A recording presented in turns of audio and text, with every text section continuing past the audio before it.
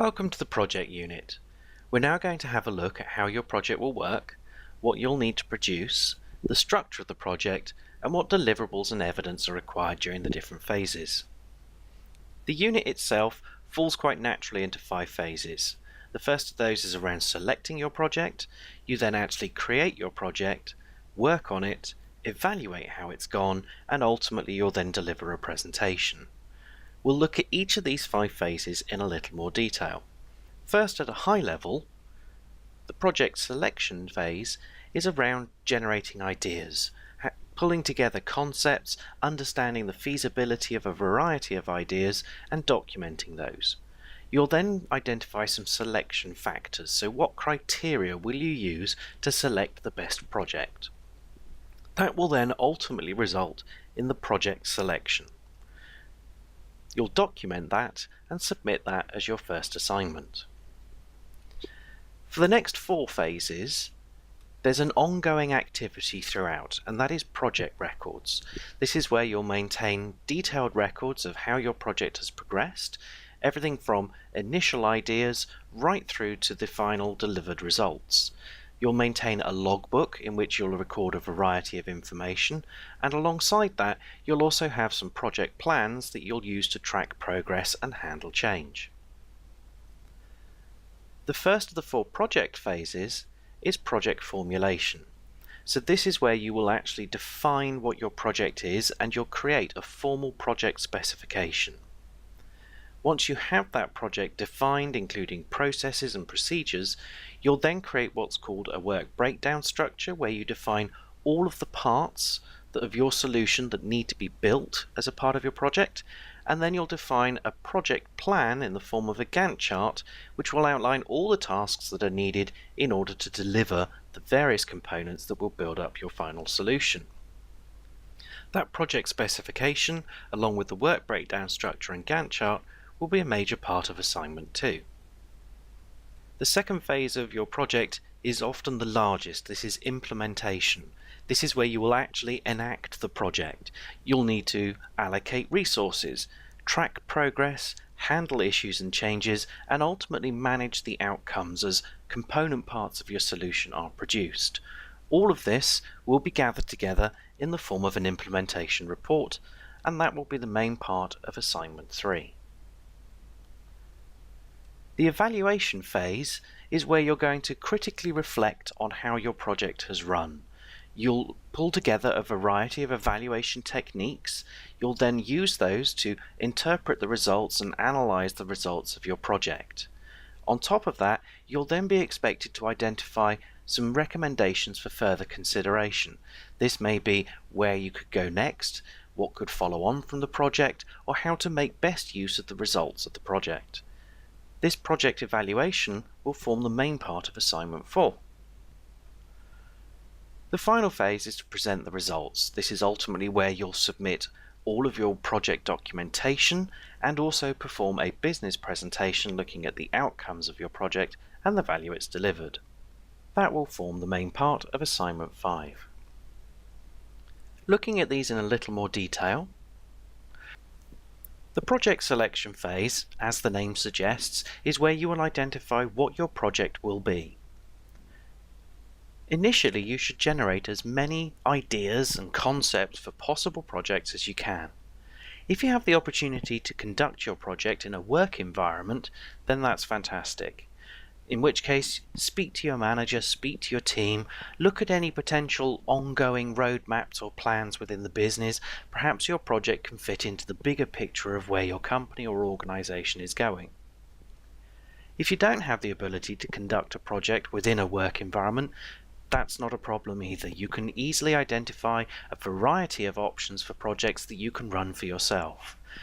Brainstorming some ideas is a great way to do this, perhaps involving people who have relevant experience, or indeed involving friends and family to help you come up with ideas. Ultimately, a project is usually there to solve a problem. So what problems can you identify that need solving?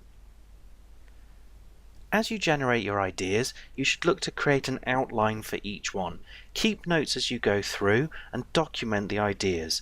Really, you want to think about what's the potential value of a project?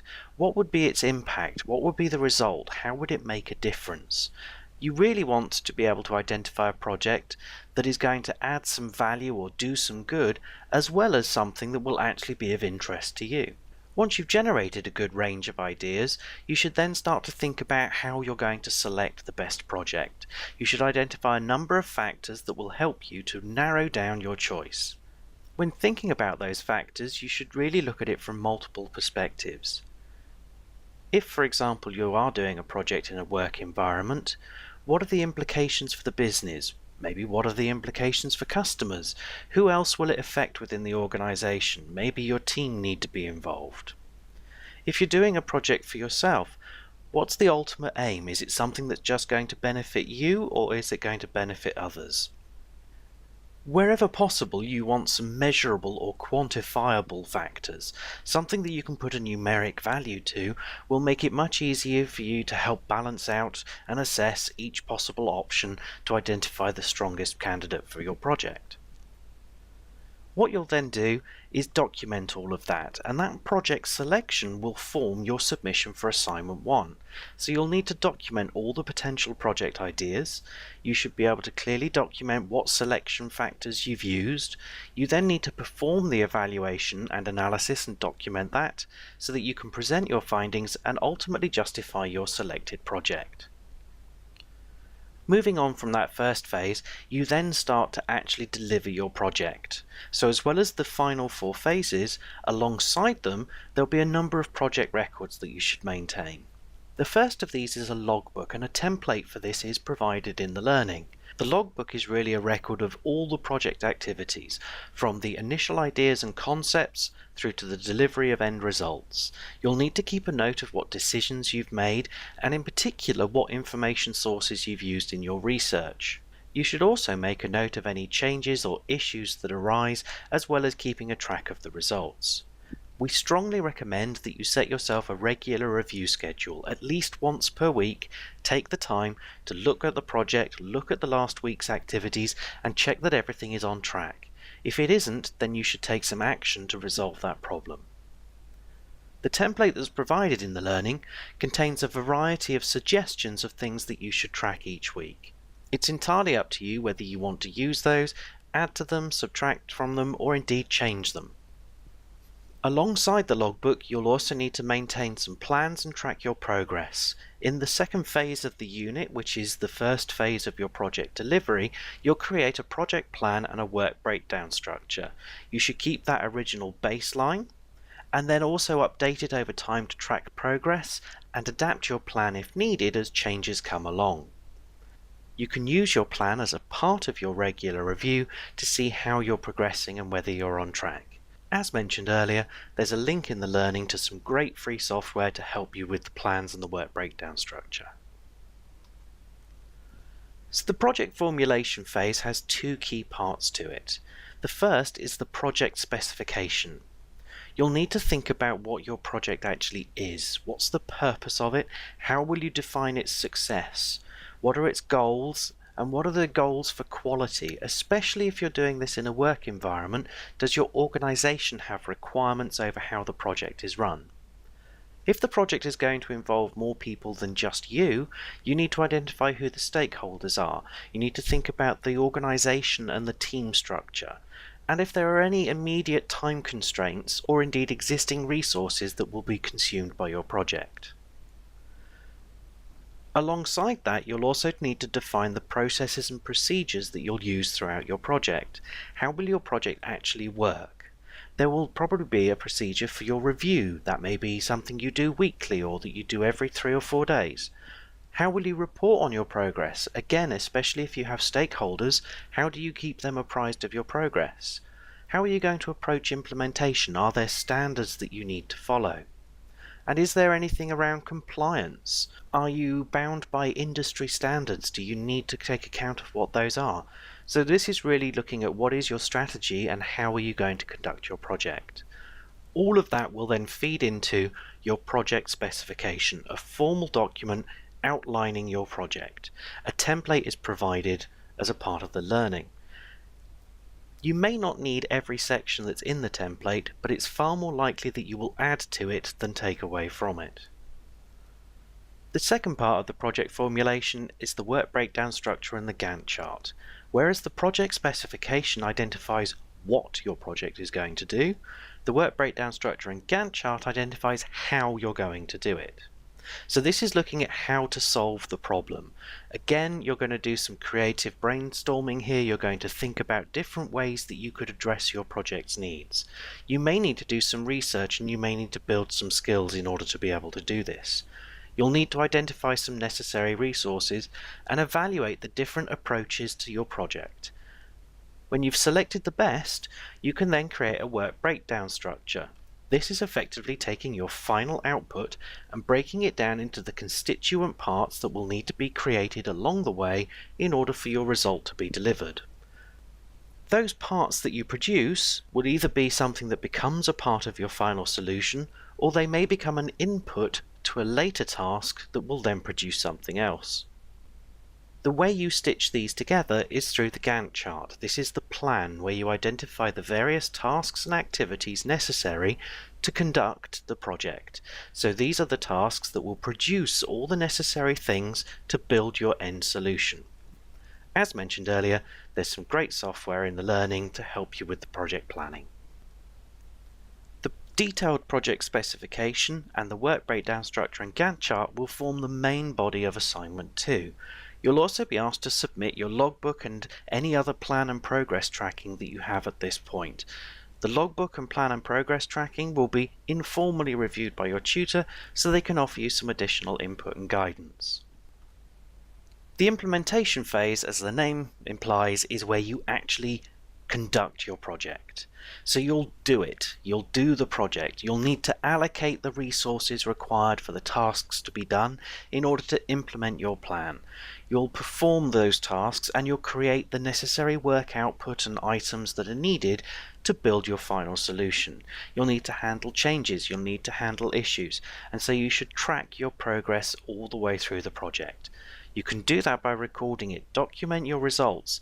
There's many ways that you can evidence your results. Some of it may be your own written account, but also if you're producing physical items, visual evidence, take some photographs, perhaps auditory evidence if you're conducting meetings or researching, or you're perhaps doing user interaction studies. Record those, include the auditory recordings, and perhaps witness statements. If you've involved other people in the project, can you get them to provide a written record of their experience? Retain all of your work products, retain everything that is produced, and ultimately this will help to form the solution. So keep it organized. Keep your project deliverables in a neat and organized fashion. Analyze the results as you go and identify any issues. Preempt any problems. If you can see that an output isn't quite right, how are you going to handle it? So interpret those results to gain insight, and ultimately you may be able to find a better way of working. So assignment 3 will be a written implementation report incorporating all of this evidence. Again, you will also include your project records up to this point for an informal review. In the evaluation stage, this is where you will critically evaluate your project. So once you've concluded all of your tasks and activities and generated your end result, you'll now be asked to review it. There's a variety of evaluation techniques that you can use, and you'll also be invited to select some suitable ones, so you may need to research some of your own. You can then apply those evaluation techniques so that you can then interpret and analyze the results. You need to compare your project output to the original project specification, and ideally you're seeking to identify your success and indeed potentially some gaps. That will then lead into what we call further considerations, i.e., what is the conclusion? What are your recommendations at this point? So you need to make some justified suggestions. This might include next steps. So having completed the project, what would happen next? How could the results be applied to add even further value in another area? Perhaps what are some of the implications or the significance of your project? Maybe you've already seen some of the impact that your project has had, in which case great, record that. You might also identify some things that could be done differently or some gaps that need to be plugged, so perhaps there's some further follow-on actions that should be required. This project evaluation will be the body of assignment 4, again along with your project records at this point. The final stage of the project is the results presentation, and again this is formed in 2 parts. So your project documentation will be formally assessed at this point, so your completed logbook, your initial plans, any major changes that were made to the plans, and ultimately a final version of your plans showing everything is done. But you can also add in any additional project evidence that you have, perhaps review minutes, meeting minutes, maybe you've got input and recognition from somewhere else. So record everything related to your project and complete your project documentation for this assignment. You'll also then need to conduct a business presentation outlining the purpose of your project, the progress that was made, the results, and the impact that your project has had. If you've done this in a work environment, you should really deliver this to stakeholders within your organization. Whether you've done it in a work environment or not, you will be required to deliver this to your tutor. So for assignment 5, the finalized project documentation, so at least the logbook and the plans and progress tracking, will be submitted along with the business presentation, and then your tutor's own observations of that presentation will be incorporated into the feedback. That will then conclude this unit, so the 5 main phases, the project selection followed by the 4 phases of implementing your project. You should now continue through the learning, and when you reach the marker for assignment 1, contact your tutor and begin the project.